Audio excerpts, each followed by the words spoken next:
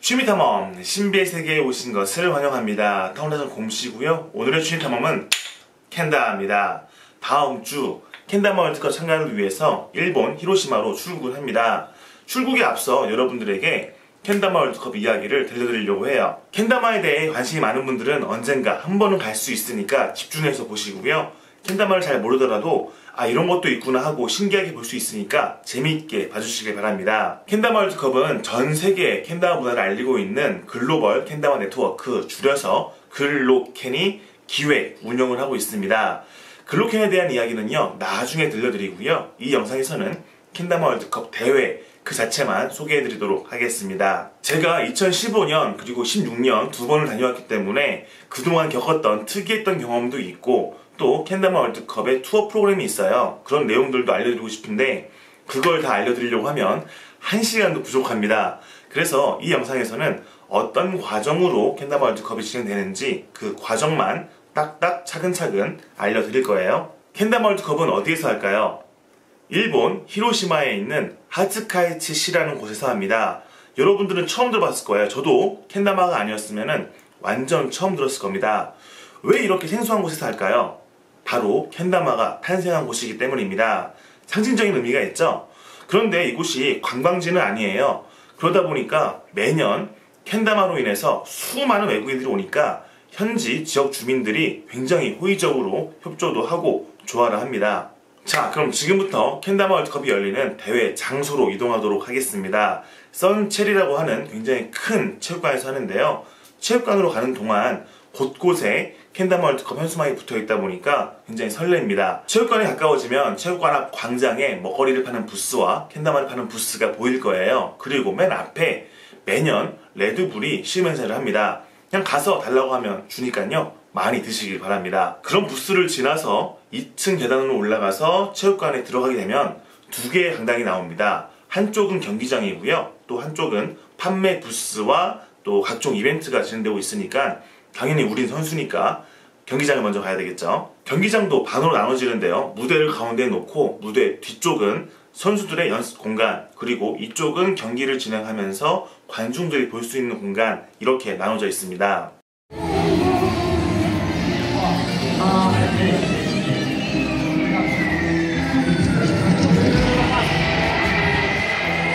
와우. 대회 참가 신청과 비용 결제는 온라인으로 끝냈겠지만 대회 현장에서 선수 등록을 해야 됩니다. 도착하자마자 카운터로 가시고요. 카운터에서 간단한 체크만 하면은 등록은 끝납니다. 끝나자마자 보따리를 하나 주는데요. 그 보따리 안에는 대회 진행에 필요한 것들과 기념품이 들어있습니다. 기념품 보고 싶으시죠? 일단 제가 2015년에 갔을 때 받았던 겁니다. 목재에 이렇게 기념 각인을 한 건데요. 나무가 정말 고급진 것 같아요. 그 다음 해인 2016년에는 참가비가 조금 올랐지만 그래도 이렇게 캔다마를 하나 통째로 줬습니다. 유무 캔다마가 만든 캔다마 월드컵 기념 모델인데요. 이 모델이 원래 얼마인지 모르겠지만 보통 비싸야 30~40달러? 하지만 현재는 이게 완전 희소판이어서 315달러에 판매 중입니다. 물론 솔드아웃 됐고요. 한정판 전 세계에 450개밖에 없습니다. 그리고 정말 중요한 과정이 다마 체크, 캔다마 검사인데요. 캔다마가 지나치게 크지 않은지 또는 이 공이나 캔에 이물질이 있지 않은지 검사를 한 다음에 통과를 할 경우에는 이렇게 보이나요?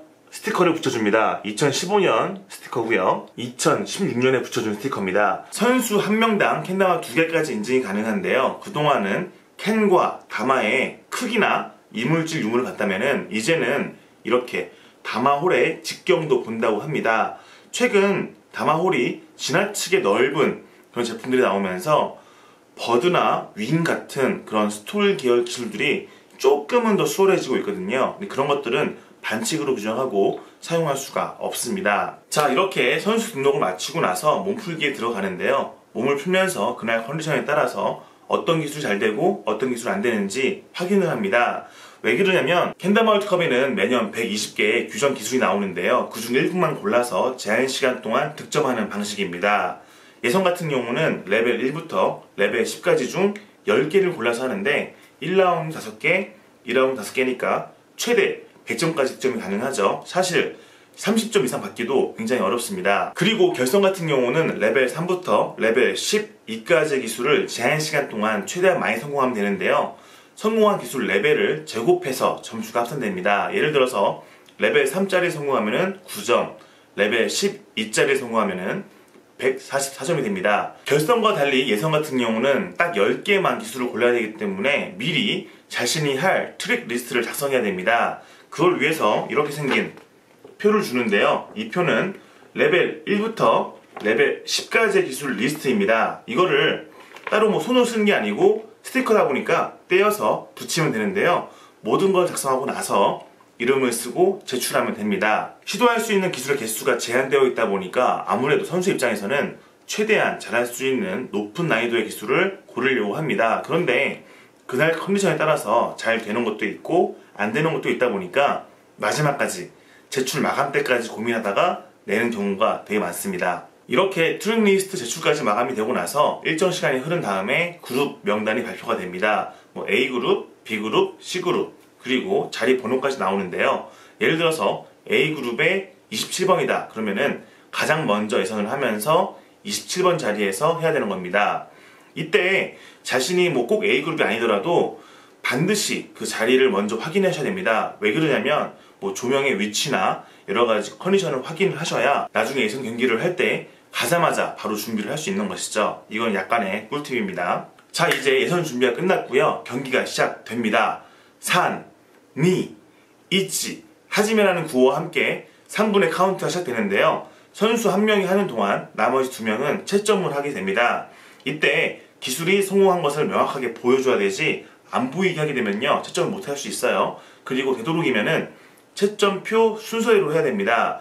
왜 그러냐면 보는 입장에서 불편해지면요 뭘 하는지 모르거든요. 그러니까 자신의 전략에 따라서 어려운 걸 먼저 하든지 쉬운 걸 먼저 하든지 순서대로 잘 붙이시길 바랍니다. Okay. 자, 서로가 이기시는 세컨드 플레이어, 라운드 1, 세컨드 플레이어. 이기나스, 3, 2, 1, 하지메! Yeah, 하지메 마셔, 월, 제이크 웨이츠. 스테이지 레디오, 제이크 웨이츠. 자, 김정호 월드 각 출세 정식 피노. 요새 따윈드 그룹 A. 오호! 자, 제이크 웨이츠가 마셔, 자, 에비스에서 아이론 같은 거를 넣으시고 있습니다. 자, 비닉 때 이달의 점에서少しすごいでテイクウェイ残り時間は2分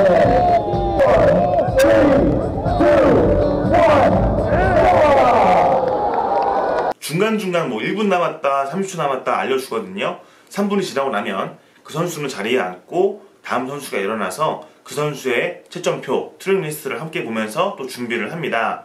이런 식으로 반복을 해서 1라운드가 끝나고요.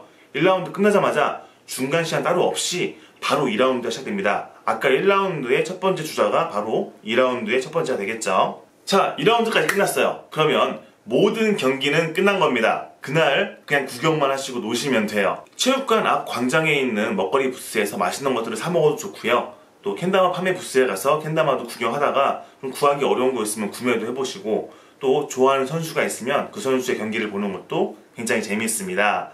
또 사이사이에 캔다마를 같이 하면서 뭐 추억들을 만들 수 있겠죠. 모든 그룹의 예선 경기가 끝나고 나서 최종 예선 결과가 나오는데요. 결선에는 32명이 올라갑니다. 그중 28명은 점수제로, 그러니까 가장 높은 점수부터 28등까지 딱 끊고요. 나머지 4자리는 와일드카드를 줍니다. 28명의 파이널 리스트를 한 명도 배출하지 못한 국가가 있잖아요. 그런 국가들 중 점수가 높은 선수를 총 4명을 와일드카드로 결선에 올려줍니다. 저는 정말 운이 좋게도 2015년과 2016년 모두 결선에 진출했습니다. 와일드카드로요. 한국이라는 국적이 좀 희소하기도 했겠지만 그래도 점수가 어느 정도 있지 않았으면 못 나갔을 거거든요. 그래서 정말 감사하고 운이 좋았다고 생각하고 있습니다. 그리고 무엇보다 저는 결선 진출을 2번이나 해봤기 때문에 그런 경험들을 또 생생하게 알려드릴 수 있고 나중에 우리나라 캔다마 선수가 결선을 준비하려고 할 때 좀 많이 도움이 될 것 같아요. 아무튼 결선에 진출한 파이널 리스트들은 한 명 한 명 호명해서 무대로 올라와서 선물 꾸러미를 받고 그리고 기념 촬영을 합니다. 이 선물 꾸러미가요 어마어마합니다. 그것만 받아도 여행 경비 뽑고도 남아요. 자, 그럼 코리아. 어떤 아이가 코리아. 정영박. 정영박. 아리가또 고자이마스. 예.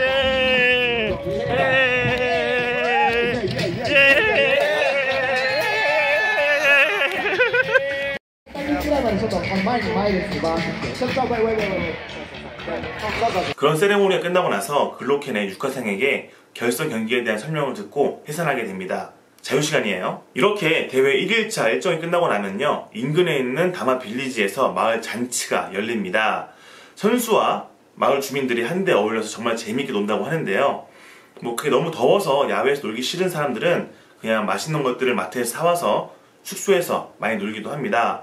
그런데 저는 다음날 결선 진출이 되어 있다 보니까 마음 놓고 놀기 힘들더라고요. 아마 올해는 마음 놓고 신나게 놀 수 있지 않을까 기대해 봅니다.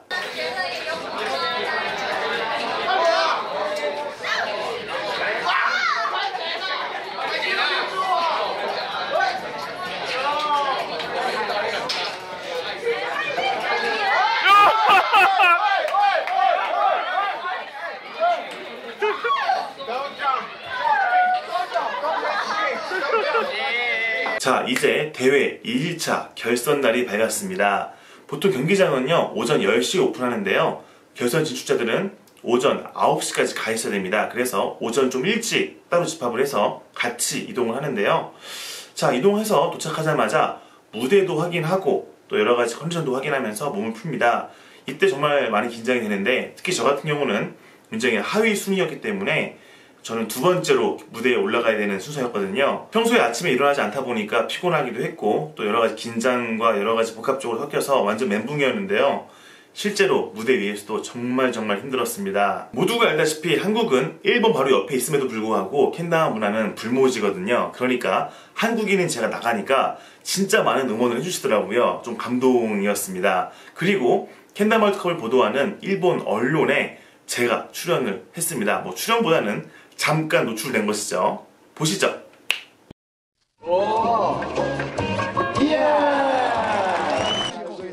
去年に続き2回目となる大会にはアメリカや台湾など14の国と地域から237人が出場。今日は予選を通過した32人が決勝戦に臨みました。競技は難易度ごとに点数が定められた100種類の技の中から3分間の制限時間内に成功させた 정말 잠깐 나오죠. 잠깐이지만 좀 신기하지 않나요? 언제 이렇게 일본 뉴스에 나옵니까? 아무튼 다시 대회로 돌아와서요. 결선은요, 한 사람에게 3분의 제한 시간을 줍니다. 3분 동안 레벨 3부터 레벨 12까지 기술을 최대한 많이 하는 건데요. 이게 정말 만만치가 않습니다. 사람들이 엄청나게 많이 있거든요. 앞에. 그 사람들 앞에서 기술을 혼자서 한다는 거예요. 저는 경험이 없을 때다 보니까 정말 처음 나갔을 때는 겨우겨우 레벨 3짜리를 3개 성공했습니다. 그러니까 점수가 27점인 거죠. 어찌 보면 부끄럽고 민망할 수도 있겠지만 그래도 포기하지 않고 끝까지 했다는 것은 자랑스럽습니다. 심지어 아무것도 성공하지 못하고 0점을 얻은 선수도 있었어요. 저는 그 선수보단 위였겠죠. 결선 경기를 끝내고 나면 무대에서 내려와서 대기석에서 앉아있는데요. 이 앉아있다 보면은 저쪽에 있는 비디오 분석실에서 세부적으로 기술들을 성공한 것을 체크한 다음에 점수표를 가지고 옵니다. 그 점수표를 보면은 마치 로그 기록이 되어 있는 것처럼 제가 무대 위에서 했던 모든 기술의 이름이 적혀 있습니다. 뭐뭐뭐 실패, 뭐뭐뭐 실패, 뭐뭐뭐 성공, 이런 식으로 해서 쫙 본 다음에 최종 합산 점수를 확인하고 사인을 해야지 대기석에서 나올 수 있는데요. 분명히 저는 레벨 3짜리를 3개 성공했으니까 27점인데 43점이 적혀 있더라고요. 그러니까 제가 레벨 4짜리를 하나 성공했다는 건데 저는 한 적이 없거든요. 그래서 이거 내가 성공한 거 아니니까 빼달라 라고 요청을 하고 수정된 점수표를 보고 사인하고 나왔습니다. 결선 경기 중간중간에 스폰서 데모도 있고 다양한 이벤트들이 있습니다. 15초 프리스타일 이벤트 또는 모시카메 콘테스트 또 럭키드로 이런 것들도 많다 보니까 아직 행사 중에는 경기장에서 많이 벗어나지 않는 것이 손해보지 않는 거겠죠. 모든 경기가 끝나면 최종 순위가 나오는데요. 저는 2015년에 31등, 2016년에도 31등을 했습니다. 적어도 꼴찌는 안 했어요. 모든 행사가 끝나면 순위표에 있던 판넬을 가져올 수 있는데요. 판넬을 가져가면 뭐 되게 좋은 기념품이 되겠죠? 당연히 저도 가지고 왔습니다. 태극기와 제 이름이 있고 또 이 옆에는 원래 점수가 있는데 도저히 그게 캐리어에 들어가지가 않더라고요. 그래서 그냥 이 부분만 깔끔하게 잘라서 보관하고 있습니다. 영상을 찍을 때까지 가지고 있으려고 했는데 지금까지 잘 보관을 했고요. 이제는 뭐 이거 버려도 되겠네요. 이제 정말로 모든 행사가 끝났습니다. 이제 뒤풀이 장소로 이동을 하는데요. 이 뒤풀이는 회비를 따로 걷습니다. 12,000원이었나 15,000원이었나 기억이 안 나는데 어쨌든 회비를 내고 뒤풀이 장소로 이동을 해서 다양한 뭐 이야기도 하고 맛있는 것도 먹고, 참고로 먹는 것과 마시는 것이 무제한이었어요. 지금도 그럴 겁니다. 또 엄청 큰 크기의 술통도 가져오는데 그 술통을 망치로 깨서 다 같이 마시는 그런 재미있는 이벤트까지 있어요.